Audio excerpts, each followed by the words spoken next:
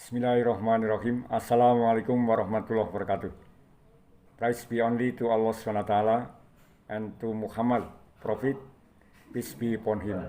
Good morning, how are you? Gimana kabarnya anak-anak kelas 8? Mudah-mudahan kalian selalu sehat.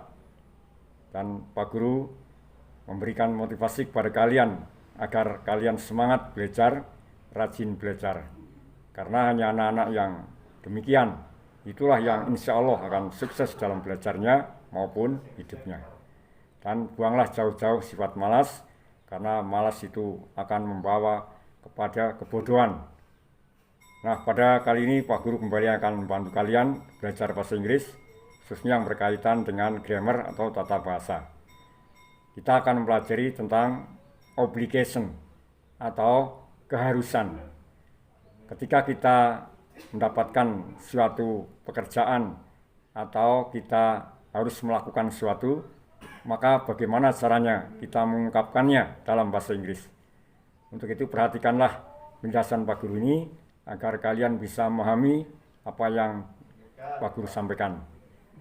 Baiklah, kita mulai cara mengekspresikan keharusan atau obligation dalam bahasa Inggris. Pengertian obligation. Menurut Kamus Oxford, obligation adalah sebagai berikut. Obligation is the state of being forced to do something because it is your duty or because of a law to etc. Or something which you must do because you have promised, because of a law, etc. Obligation adalah situasi di mana kita harus melakukan sesuatu karena itu adalah tugas kita atau yang kita janjikan karena sebuah aturan dan lain-lain. Kemudian kita perhatikan ketika kita mengungkapkan keharusan dalam bahasa Inggris, kita bisa menggunakan kata-kata di bawah ini. Yang pertama adalah kita menggunakan have to. Kemudian yang kedua adalah dengan must. Struktur obligation. Yang pertama adalah subjek ditambah have to ditambah kata kerja bentuk pertama. Kemudian yang kedua adalah bisa dengan subjek ditambah must ditambah kata kerja bentuk pertama. Kemudian juga bisa dengan pola kalimat subjek ditambah must be ditambah adjektif kata sifat atau noun kata benda atau adverb keterangan. Sekarang coba perhatikan penggunaan have to yang artinya harus. Have to merupakan modal verb yang dipergunakan untuk menunjukkan yang kita harus lakukan. Contohnya, do we have to bring a plant for our schoolyard? Apakah kita harus membawa sebuah tanaman untuk halaman sekolah kita? Do you have to go? Apakah kamu harus pergi? I have to go to school at 7 o'clock. Kita harus berangkat ke sekolah pukul 7. We have to show ID card.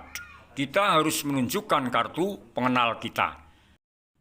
Nah, kamu perhatikan setelah have to itu diikuti oleh verb one atau kata kerja bentuk pertama. Seperti have to, kemudian ditambah bring, have to go, dan sebagainya. Kemudian sekarang kita perhatikan penggunaan must yang juga artinya harus. Di dalam obligation, kata must dipergunakan untuk menyatakan sesuatu yang harus dilakukan, biasanya berhubungan dengan aturan. Contohnya, all students must wear uniform. Semua murid harus mengenakan seragam. You must speak louder, I can't hear you.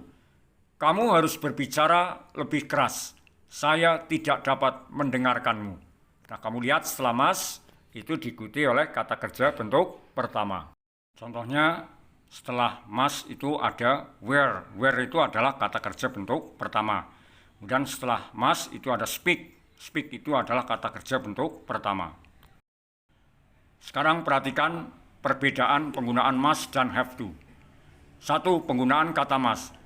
Bentuk kata kerja bantu must digunakan pada kalimat-kalimat yang bersifat personal atau pribadi atau erat kaitannya dengan personal feeling atau perasaan pribadi dalam kalimat. Sifat kata kerja bantu must juga bisa untuk menyatakan sesuatu yang bernilai benar dan bisa dinalar atau logis. Selain itu, penggunaan kata kerja bantu mas juga merupakan bersifat penekanan terhadap bentuk kewajiban yang harus dilakukan. Sekarang penggunaan kata kerja have to.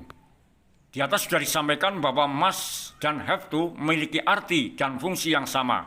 Keduanya hanya berbeda pada sisi penggunaannya. Bentuk have to lebih bersifat impersonal atau tidak pribadi, kebalikan dari must yang bersifat personal atau pribadi. Ekspresi kewajiban yang dinyatakan dengan have to sama kuat dengan must. Akan tetapi pada bentuk kalimat yang menggunakan have to lebih bersifat umum dan terkait dengan aturan atau konsesi bersama. Sekarang perhatikan contohnya. You must study hard for preparing next examination. Kamu harus giat belajar untuk mempersiapkan ujian mendatang. I must go to the speech contest tomorrow night. Saya harus pergi ke lomba pidato besok malam. It must be nice taking a holiday to Yogyakarta. Pasti menyenangkan berlibur ke Yogyakarta. My computer can't run well. It must be broken.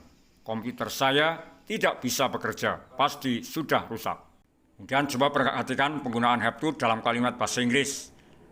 I have to get up early morning. I'm going away and my bus leaves at 5:30 a.m. Saya harus bangun pagi-pagi. Saya akan pergi dan bus saya berangkat jam 5:30 pagi. You can't turn left here. You have to turn right. Anda tidak dapat berbelok ke kiri di sini. Anda harus belok ke kanan. Kemudian untuk penting diingat, untuk menyatakan keharusan, bentuk have to tidak boleh digunakan dalam kalimat negatif. Do not have to atau don't have to, itu tidak boleh. Kemudian berikutnya, agar kalian bisa praktek dialog tentang obligation, perhatikanlah contoh dialog antara Sari dan Dias. Sari, Dias, I heard Danny is leaving today. Dias, yes, he will go to Semarang today. Sari, have you said goodbye to him? Dias, it is necessary. Sari, yes, of course. You two are friends, right? Dias, yes, but I think it will make me sad saying goodbye to him. Sari, you will be more sad if you didn't. You have to go to her house now before he left. Dias, okay. Sekarang perhatikan terjemah dari dialog tadi. Sari, Dias, saya dengar Dani akan pergi hari ini. Dias, ya, dia akan pergi ke Semarang hari ini. Sari, apakah kamu sudah mengucapkan selamat tinggal padanya? Dias, perlukah? Sari, ya, tentu saja. Kalian berdua berteman kan? Dias, ya, tapi saya pikir itu akan membuat saya sedih. Mengucapkan selamat tinggal padanya. Sari, kamu akan lebih sedih jika tidak melakukannya. Kamu harus pergi ke rumahnya sekarang, sebelum dia pergi. Dias, oke. Demikian yang bisa Pak Guru sampaikan dalam kesempatan kali ini. Mudah-mudahan kamu bisa memahami apa yang Pak Guru sampaikan. Kalau ada hal-hal yang kurang jelas, kalian bisa bertanya kepada Pak Guru atau siapapun yang bisa membantu kalian dalam belajar bahasa Inggris. Oke, thank you very much. See you later, insya Allah in the next meeting. Goodbye. Assalamualaikum warahmatullahi wabarakatuh.